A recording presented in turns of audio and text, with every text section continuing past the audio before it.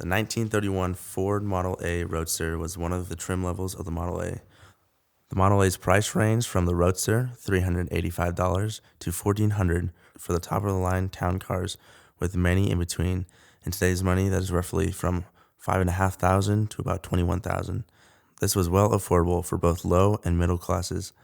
The Ford Model A Roadster featured an inline four-cylinder, water-cooled engine, making about 40 horsepower and a top speed of 65 miles per hour, superseding its predecessor, the Model T, overnight.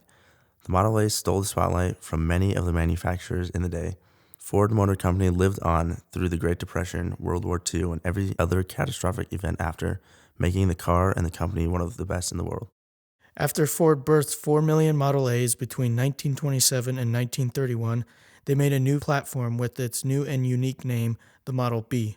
This new platform wasn't really much different from the Model A, except for the fact that it was made to house the new and optional flathead V8. The Model B either came with the 201 four-cylinder or the 221 V8. The creation of the flathead V8 was cheap and compact power, and it was hailed as the second most influential thing Henry Ford and Edsel Ford did behind the creation of the Model T, and it was immediately put into use for illegal activity during Prohibition. This Model B platform was built as a truck, and if your identity was to be the most average person in the rural lands of America, this is what you'd be driving. But yet this vehicle, as simple as it is the reason why pride in America grew, because at a price of $485, around $9,261 today, you could get a vehicle that would last you for what you needed it to do, if not for almost a century like this one did. But then again, money doesn't equate to reliability anymore, because if you're smart enough, you can spend $75,000 on a brand new Mercedes-Benz that will go into limp mode after 2 years of ownership because of an emissions issue. This is a 1929 Ford Model A Woody wagon, Woody for short. The Woody was produced mainly in 1929. About 5,500 were made in just that year alone. Unlike the Model A Roadster, it was made for the use of commercial transportation and perfect for smuggling illegal intoxicating liquids. It featured the same engine and transmission as the Model A Roadster. The price of one of these fine machines totaled $695. In today's money, that is roughly $10,000, which is pretty affordable for the lower middle working class at the time. With the Great Depression, it was said that the Ford Motor Company had to lay off nearly half of the workforce between 1929 and 1932. In spite of this reduction in workforce, Ford continued to thrive, going on to produce the Ford pickup truck and the Model B, continuing to become the most famous automobile manufacturer after the production of the Model A.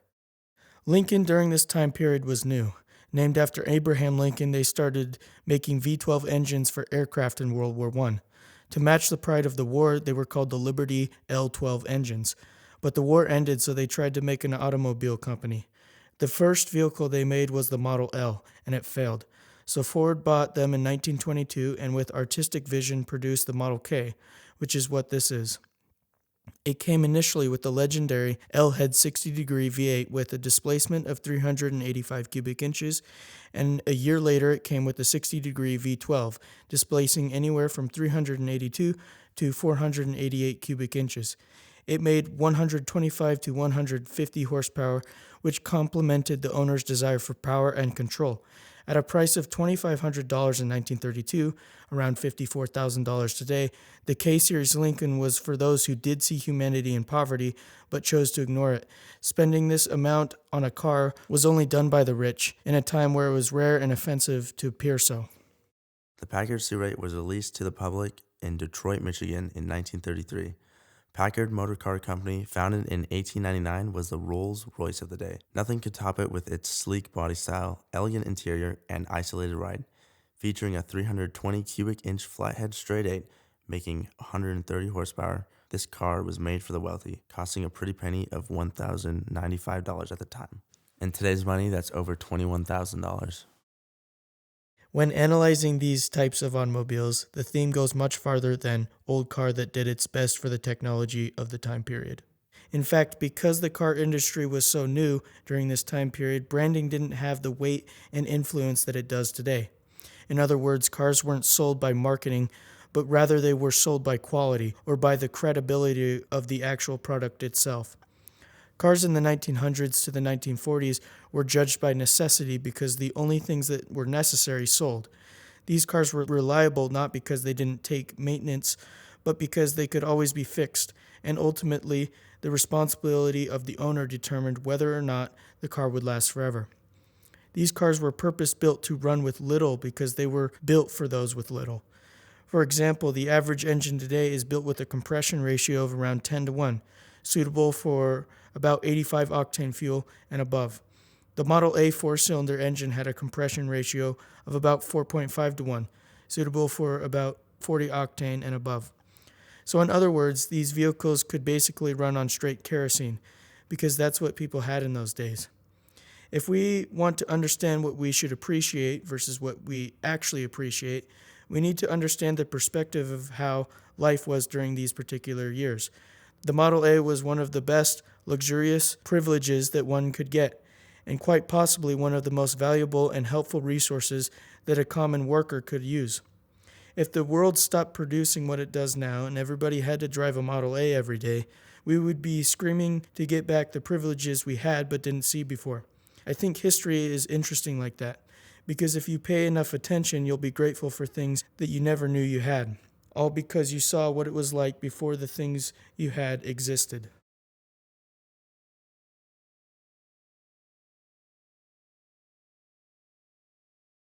So the KA-32 Lincoln is pretty rare.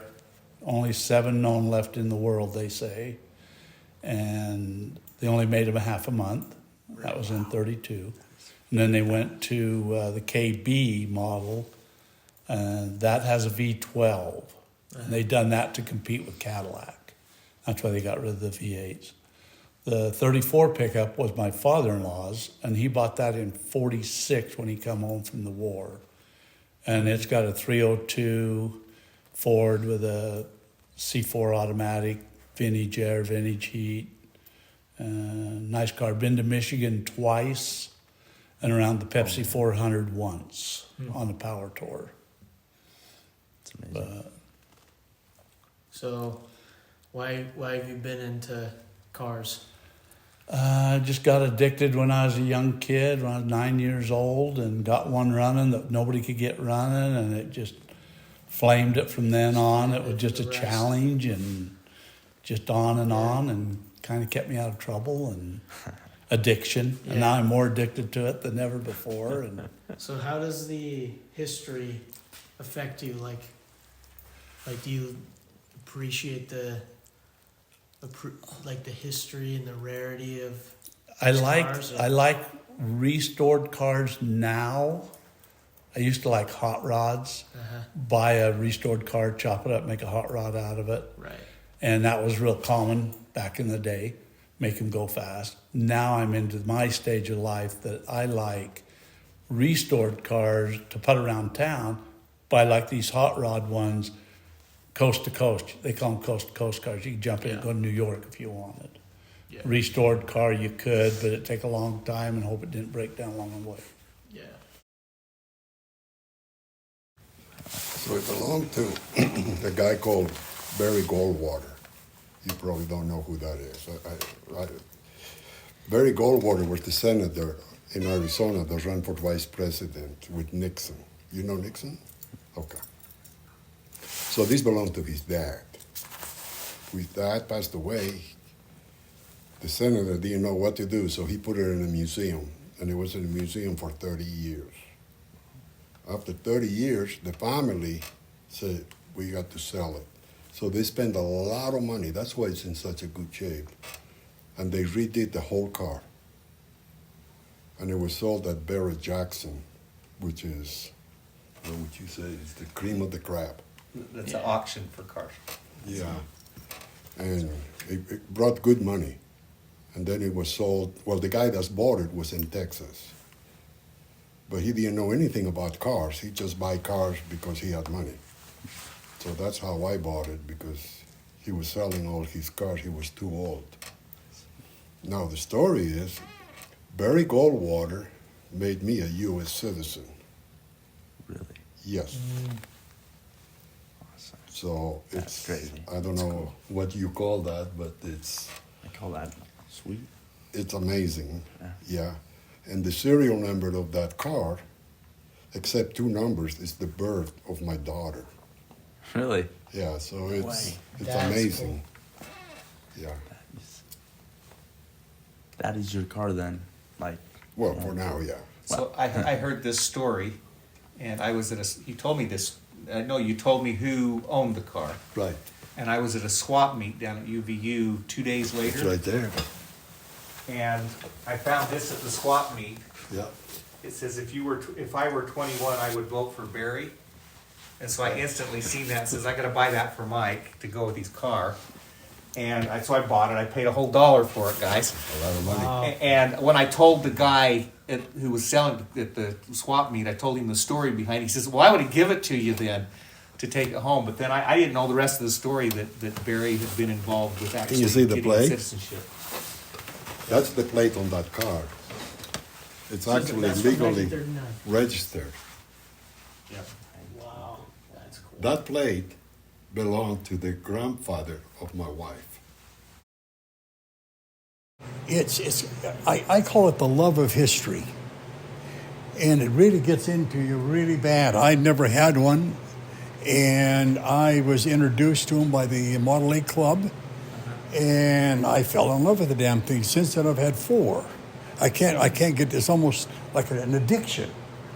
It really is. It's horrible, but you get into it, and as you get into it, and you realize that phase of the automotive industry, when you went from horseless carriage to this is the second phase, kind of, that what these people went through. I mean, this here was, in their day, was a Cadillac, and so it gives you an appreciation of what a lot of our people before us went through, not only in the automobiles and everything we do, especially young folks like yourself. It drives me crazy because there's so many things you take advantage of that you don't have any comprehension of the lives that were lost, the lives that were dedicated, the things that they did to make your life better. The automobile made it possible where we can travel coast to coast, more in comfort than anything. And you look, as you start working on these things, you realize all these things are new. They had to generate and build them from an idea. You know, there's no pattern to follow. There's no car to look at to make it better. And nowadays it's all about Yeah. following the last person. So to me, it's a great hobby. It's a hobby in history. As you get into this, you learn to love them. You really do. They get in your blood. You young folks, there's no better hobby. I had a guy pull up out front one day and he says, "How in the world do you afford these?" And he pulled up in a brand new side-by-side. And I said, "I tell you what, I can buy 2 of those for what you paid for that piece of junk." Right. And he says, "Really?" And I says, "Yeah. Mine goes up in value every day. Yours goes down." Right. There's no history to that, you know?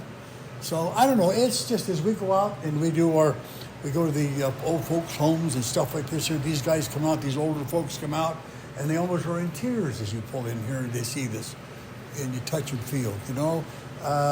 Going into parades. I mean, people go nuts when we drive down the parade line. You hit the Hugo horn, and I have little kids, and I got in trouble a couple of times. I'll have the kid cross the line and come on out to push the Hugo horn. And somebody will come and run to stop that. Get out of here. He's honking the horn. So, but we all need something. You really do. And you don't do it for money. Money's not into something like that. If you're careful, you've got a lot of money invested in yours, but he's careful, very careful with this. He's learning all the time. I'm learning all the time. And there's an appreciation for where we've been, what we're doing, and we've got young folks like yourself. They need to carry on with this. Oh yeah. Yeah, they don't ever let this stuff go. Even pre this, or even your in the 50s, in the 40s. There's so much to learn from, like that old Corvette over there. Mm-hmm. There's a big history behind each one of those doggone things. Yeah.